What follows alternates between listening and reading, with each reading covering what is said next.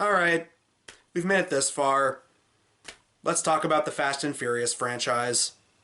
Fast and Furious, the movies that are known for very little plot, very large budgets, extravagant cars, hot chicks, and explosions that would make Michael Bay blush. For many, these are to action flicks what Paranormal Activity is to horror. Easy to make, churned out regularly, scoring box office dollars, and laughed at by critics and half of its fan base alike.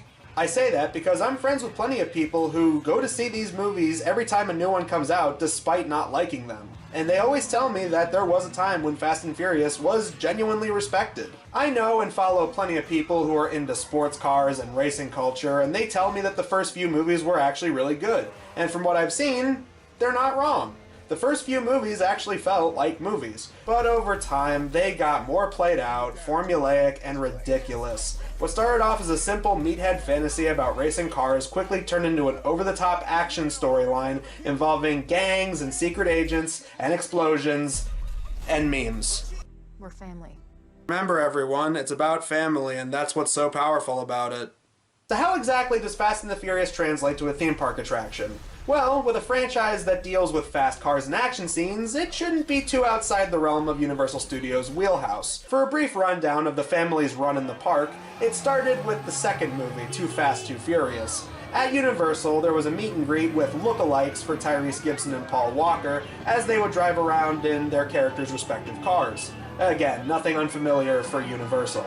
But by the third movie, Tokyo Drift, it seemed that Universal knew this was going to be a pretty big franchise and sprung to make a proper ride for it. What we got was Fast and Furious Extreme Close-Up. Since Universal was trying to implement new things to their ever-divisive tram ride through the park, they added this. It was intended to show off how certain stunts were done with the cars. This kind of thing isn't uncommon for the Universal Backlot Tour. In fact, that's actually one of the more neat aspects about it, showing the movie magic and the production and how certain effects are done. That's all fine and good, but really, this wasn't that special. In fact, the only thing to take away from it is that some of this technology that was being used for this would later go on to be used for Universal's much better Harry Potter ride.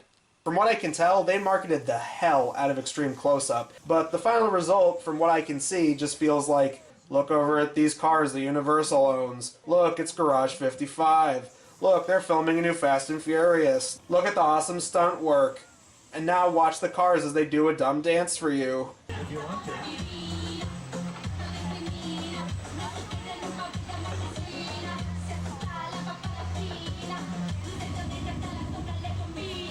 Yeah, no, sorry. This ain't got nothing on either of the King Kong portions of the tram ride that came before this. It was closed in 2013, and it seemed that the studio wanted to make another much better Fast and Furious ride. But hey, they got rid of Beetlejuice's Rockin' Graveyard review, and wanting to implement the technology they used for the 2005 King Kong portion of the tram ride, why not apply it to this little fan favorite franchise? Because instead of making a roller coaster or some kind of racing theme ride where speed is a necessity, why not apply Fast and Furious to the slow as hell tram ride? I mean, come on, even Disney got that right with Cars Land. What exactly is the damage here? Well, let's find out for ourselves. This is Fast and Furious Supercharged. So, as par for the course for the tram ride, we see a Dodge Charger parked next to a shady-looking house. The vehicle is reported to park security, and after the security guard on the monitor temporarily disappears, he tells us that there's something even bigger going on. It's then passed on to the character called Agent Novak. And if you're curious, no, this is not a character from the movies. He's only exclusive to this ride. He lets the audience know that the vehicle belongs to Vin Diesel's character, Dom. I've been tracking this guy for a while. He's a hardened criminal. He's likely armed, and he's definitely dangerous. Novak tells us that things are going to get worse, and the tram must be returned to an area to unload. That is until he gets cut off by footage of The Rock. No, wait, I'm sorry. His character name is Hobbs. Luke Hobbs. That's the character's name. Kind of funny seeing this footage in 2023, since The Rock said he's officially moving on from Fast and Furious, so that way he can focus on things like the DC Cinematic Universe, and Jumanji sequels, and a live-action Moana remake. Well, it's better than Planet 51, I suppose. 1. There's a high-value witness from the Federal Protection Program aboard your vehicle. And 2, An international crime syndicate led by Owen Shaw is honing in on this vehicle to take that witness out. Shaw's as ruthless as they come, and he'll stop at nothing to eliminate his target. Every living soul on this vehicle is in serious danger. Other than that, enjoy the ride. This is not your jurisdiction. It is now, Stink Pickle. What do you call him? It is now, Stink Pickle. Sick burn? The banter between the two continues as they try to get the tram guide involved. Eventually the guide would crack and ends up muting Novak. After getting the audience on his side, Hobbs lets us know that we'll be stopping by a place called Sullivan's Garage. As we enter the venue, we end up meeting another familiar face from the movies, Roman, Tyrese Gibson's character, letting the audience know that we'll be in good hands. My name is Roman Pierce. Pleased to meet you. My buddy Hobbs asked us to stash you from Shaw for a while. So we brought you in our secret spot. We're having a few friends over. It's a little messy, but it's all good. The more the merrier. Especially you right there in that third row, like I was saying. After showing off some more vehicles and name-dropping characters who do or don't show up, depending on which version of this show you're seeing, we then get to see the character Letty, played by Michelle Rodriguez, reprising her role. You have one job to do, Roman, one. Alright, look guys, we're gonna keep Shaw from finding you, but to keep you safe, we need your help. We don't want the syndicate tracking us here, so put away your cameras and turn off your cell phones. One flash or one ringtone could give us away. Move on to another part of the venue as we see an after-race party before it's broken up by the feds, and Novak comes face-to-face with Roman and some girls he was partying with. He attempts to arrest him, Roman says no way, and Novak pulls out a gun. I work for you. Oh, really? Well, tell me, Roman, who do you work for? We don't work for nobody. We just clear out of here, otherwise we can't guarantee your safety. Guarantee my safety? I'm the one holding the gun. Yeah, but mine's a whole lot bigger than yours. Sexual innuendo. Novak just gives up and turns himself in, being escorted out by Hobbs, who continues to call him emasculating nicknames and even says that his suit is tacky. Roman does the one thing that Letty said not to do and answers his phone. Oh, that was actually a plot point? I thought that was just their way of trying to tell the audience to not use flash photography and mess up some of the screen effects. After we hear some engines and tire screeches outside, it seems that we've been detected by the villainous regular of the series, Shaw. Which one of you is the witness? Speak now or you all get fried! This is our turn. And now everything just goes full video game mode. I get these are theme park visuals we're talking here, but oh yeah, just look at that. Take it all in. Gunshot ranges out like a bell, and Dom crashes right into Shaw's vehicle after he threatens the audience with a flamethrower. It's here where we then get the speed element. Much like previous examples, like the 2005 King Kong section of the Tram Ride that came before this one, the tram goes into a dark area with massive screens and speakers that are meant to simulate the part of the action.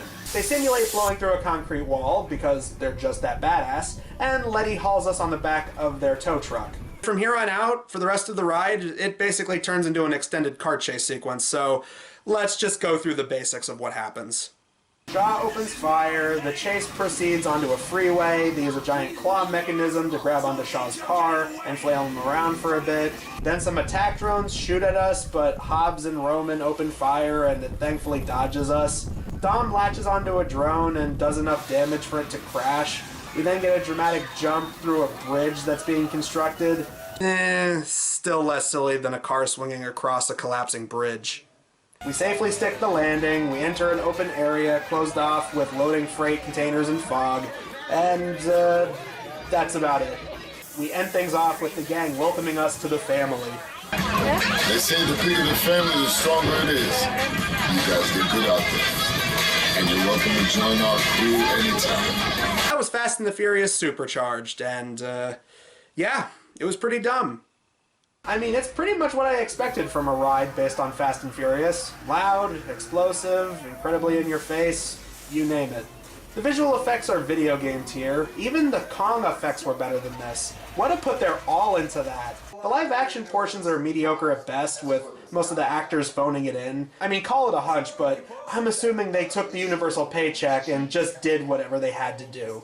There are examples of rides that got actors to reprise roles and they did it really well, and this just isn't even on that level.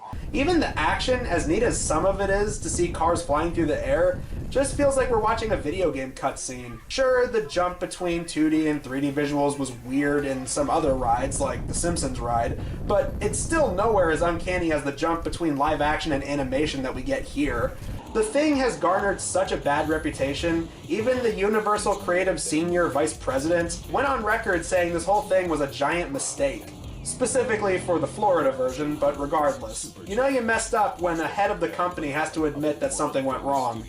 Am I right, Submarine Quest? I mean, as dated and as cheesy as the Beetlejuice live show was, at least that had some effort put into the dance choreography and the music.